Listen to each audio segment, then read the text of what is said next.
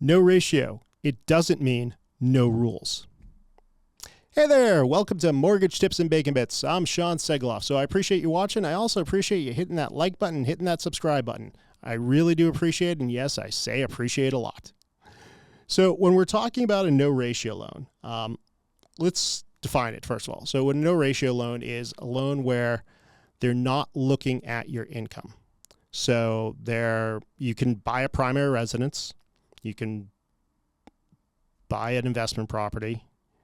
They're not looking at what your personal income is. And I'm not talking about a DSCR loan. So that's different. A no ratio, literally, you leave the employment information blank on that application. So that's what they're looking at. It's heavily based off of, it's still got some underwriting common sense. It really is what it comes down to. It's underwriting common sense versus documentation when it comes to your income. So who's it for?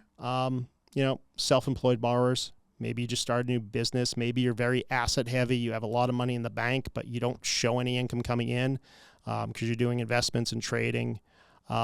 It's not for somebody who doesn't qualify because their income is low or they don't have cash flow or they don't have assets. Because you got to remember, you're still taking on a mortgage. You're taking on a responsibility. You need to make sure you can cover that. We don't want to get into some of the issues that were 07, 08. But, again, this is common sense underwriting. This isn't no underwriting. So, they're going to be looking at your credit. Credit's going to be really important. If you have credit issues, this isn't a loan for you because, again, there's a high risk factor. The lender is lending this with no proof that you have the ATR, ability to repay, which is something that we typically look at, especially with primary residences.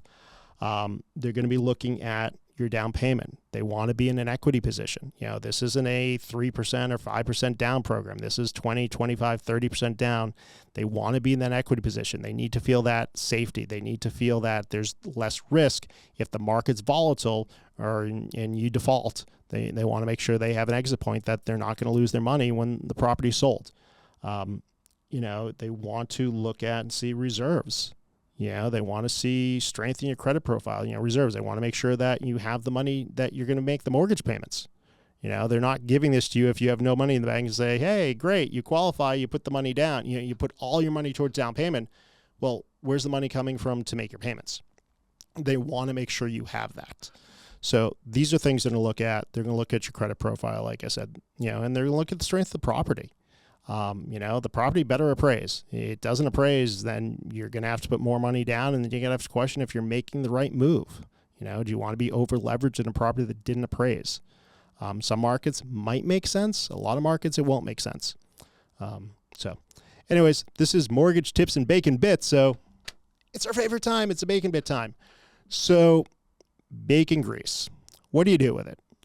Personally, I let it cool in the pan, and then it hardens and it's easier to clean out and just throw in the garbage. Don't pour it down the drain. It will go down the drain. It will clog the drain. It can harden down there. I'm not a plumber, but just trust me on that one. You don't want to pour it down the drain. You can they have these filter cans that have a filter on the top and a can. You can pour the grease in. It'll strain out any pieces, bits, anything like that. You can do it for when you're deep frying stuff also. And then the oil itself or the bacon grease itself is there for you to reuse.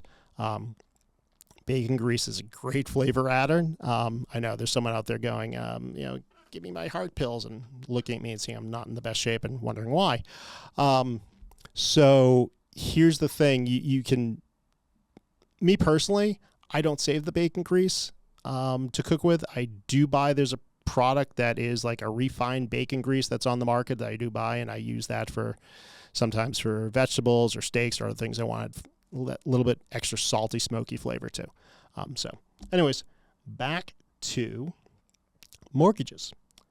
When you're dealing with a no ratio loan, you got to understand the rates and the fees are going to be higher.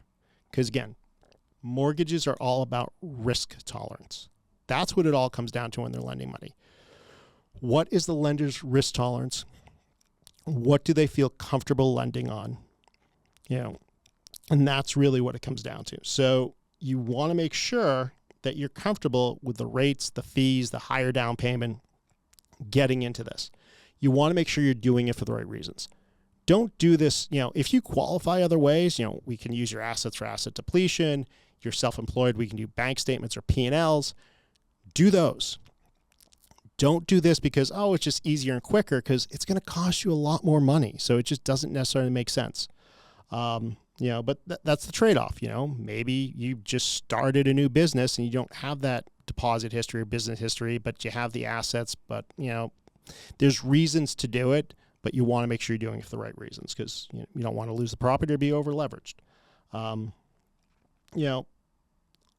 A lot of mistakes that happen when we're doing this is, for starters, you got to have a good story as to why we're doing this. And I say story, I don't mean like fantasy story. I mean like real facts as to why this makes sense for you. You want to make sure the property is going to appraise out. Like I said, you're putting 20, 25, 30% down.